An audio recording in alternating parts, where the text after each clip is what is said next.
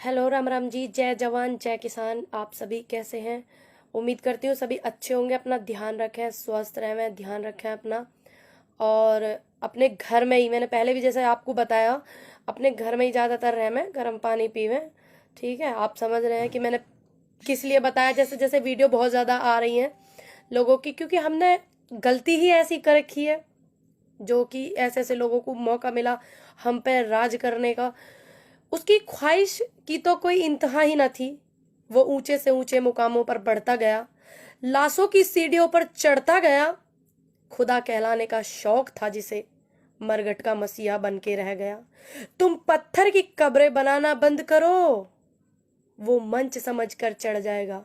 फिर शुरू कर देगा भाषण ये सोचकर, कोई ना कोई मुर्दा तो जरूर सुनने आएगा।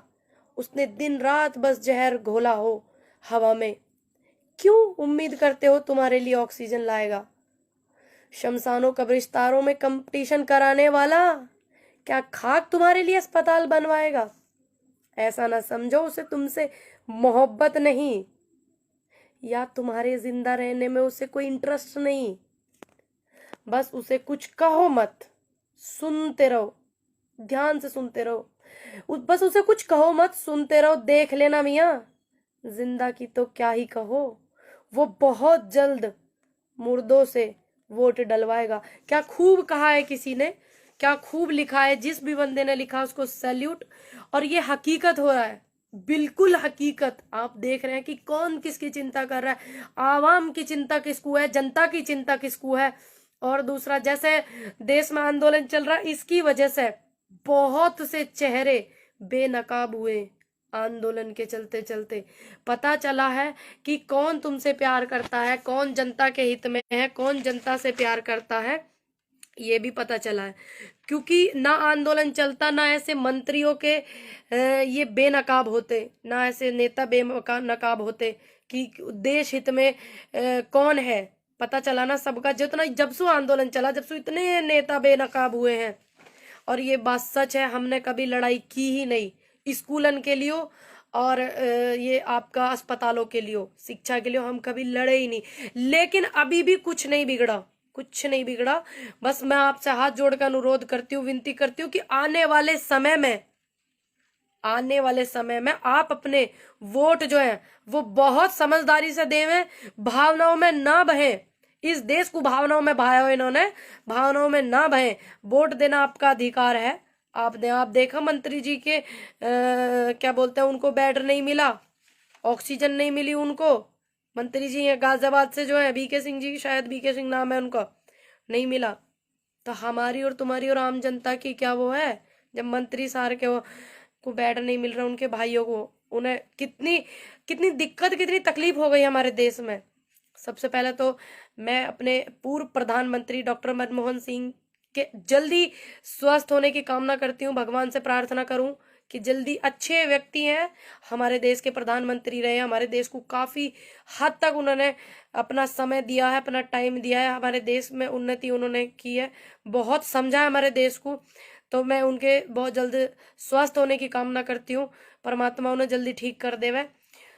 और ये जो लाइनें जिस भी बंदे ने लिखी हैं, थैंक यू मौलिक शक्ति भाई, मुजफ्फर भाई थैंक यू, सुरेंद्र भाई थैंक यू। जिस व्यक्ति ने ये लाइनें लिखी हैं जो मैंने आपको बताई है, जिस व्यक्ति ने क्या सोच समझ के लिखी है, बिल्कुल परफेक्ट बैठ रही है।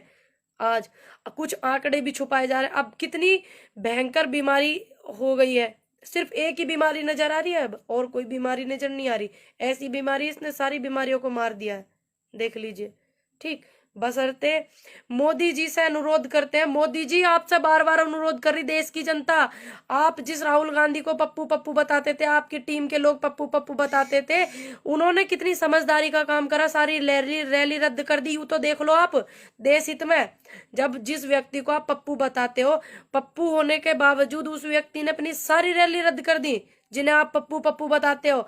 ममता जी ने अपनी सारी रैली रद्द कर दी। आप देश हित में हो तो आप क्यों नहीं बंद कर रहे हो? क्या आपको सिर्फ वोट से मतलब है? क्या आपको बस चुनाव से मतलब है? क्या आपको बस राजनीति से मतलब है? क्या आपको गद्दी से मतलब है? देश की जनता के हित में कुछ नहीं? आप जब मानते हैं कोरोना हो रहा, कोरोना हो रहा, तो क्यों नहीं करते आप? फारूक अली सलाम भाई, थैंक यू भाई। क्यों नहीं कर रहे आप संदीप भाई? हेलो, क्यों नहीं कर रहे आप रैली बंद? ये तो बता दो जब आप देश हित में हो। और ये लाइनें जिस व्यक्ति ने लिखती है, बार बार सैल्यूट करती हूँ मैं कि उसने सिचुएशन को समझ के लिखी हुई है। और यही हो रहा है, हम कभी लड़े ही नहीं। आगे हमने बिल्कुल ध्यान रखना, आगे हमने बिल्कुल भी नहीं लड़ना इन बातों के पीछे, जिस बातों पे वो लड़ाते हैं। हमें शिक्षा के लिए लड़ना, अधिकार के लिए लड़ना है। हमने शिक्षा के लिए लड़ना है, अस्पतालों के लिए लड़ना है, जनता की जो सुविधाएं होनी चाहिए जनता को उसके लिए लड़ना है, गरीबों के लिए सुविधाएं होनी चाहिए उसके लिए लड़ना है। अब ये देखिए सारा सिस्टम खराब हुआ पड़ा, सारे के सारे गरीब फिर से पलायन करने वाले हैं। मोदी जी, कहाँ जाएंगे वो गरीब? क्या आपने कोई व्यवस्था सोची हुई है उनके लिए कि ये गरीब, इनका काम छूट जाएगा, पलायन करने वाले, इनके लिए क्या सोचा आपने जो जान लग रहे हैं अपने घर को?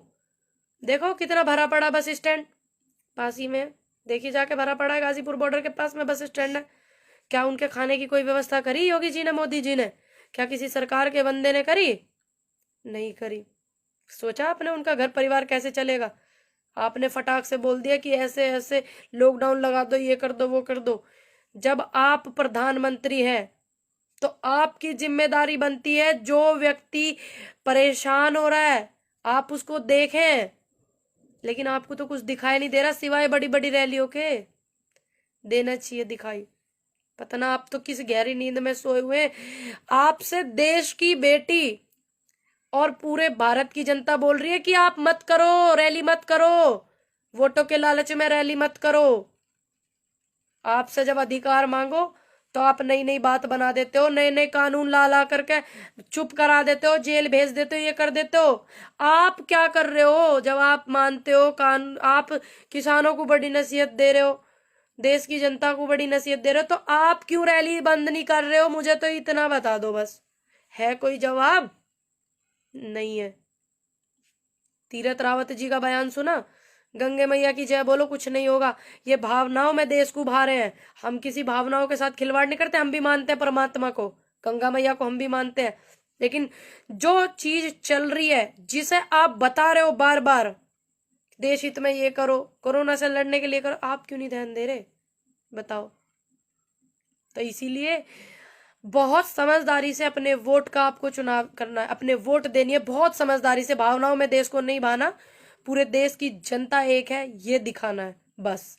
ये तानाशाही के खिलाफ जो एक कौम, सिर्फ एक कौम ऐसी है जो तानाशाह के खिलाफ लड़ रही है, उनका साथ दीजिए। किसान कौम है वो, उनका साथ दो, क्योंकि इनके डर से और इनके रवैये से कोई आवाज नहीं उठा रहा था। सिर्फ एक किसान कौम ऐसी है जिन्होंने आवाज उठाई है। तो आप उनका साथ जैसे देते आ रहे हो और ज्यादा से ज्यादा दो उनका साथ और उनका सहयोग करो। कुछ लोग घर में ही रहते हैं, नहीं आ पाते, कुछ लोग नहीं सहयोग कर पाते, घर में बैठे फोन से सहयोग करें। और जो भी चीज आपको लगती है कि ये गलत है तो उसे ज्यादा से ज्यादा पब्लिक को दिखाओ, पब्लिक को जागरूक करो। पंकज नमस्ते भाई, नमस्ते पंकज भाई। उसे दिखाओ, ज्यादा से ज्यादा पब्लिक को देखो ये गलत है, यू गलत है। और खासकर उन लोगों को दिखाओ जो गुणगान करते हैं ना गुणगान। इसलिए आप सभी मेरी बात बहुत अच्छे से समझ रहे होंगे, मैं जानती हूँ। और जिन्हें मेरी बात समझ में आती है मैं उन्हें बहुत अच्छे से समझती हूँ। और जिनको नहीं समझ में आ रही है उम्मीद करती हूँ कि वो भी समझें, बहुत उम्मीद करती हूँ। सारी बात देखो, साथ सोचने की। हम मानते हैं हमारे दिल में कोई हीरो बसता है, आपके में बसते हैं, लेकिन यहाँ इसकी भी जरूरत है, इसका भी इस्तेमाल आप करें।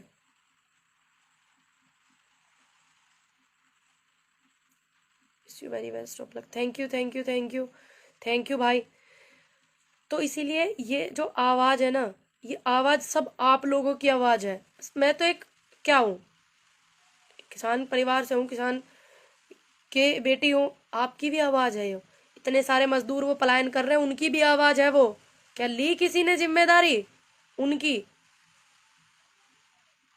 आए नहीं, कोई से भी निकल के कोई भी अभी तक नहीं आए। तो इसलिए ध्यान रखिए अपना। जय जवान जय किसान, क्योंकि बिल्कुल लोकतंत्र खतरे में है। देश जानता है, देश की जनता जानती है। बहुत ज़रूरत है लोकतंत्र को बचाने में। और ये लोकतंत्र हमारा तभी बचेगा तब हम अपने देशवासियों का, अपने किसानों का, अपने परिवार, पूरे देश का साथ देंगे, पूरी देश की जनता का साथ देंगे। जय हिंद, जय भारत, जय जवान, जय किसान।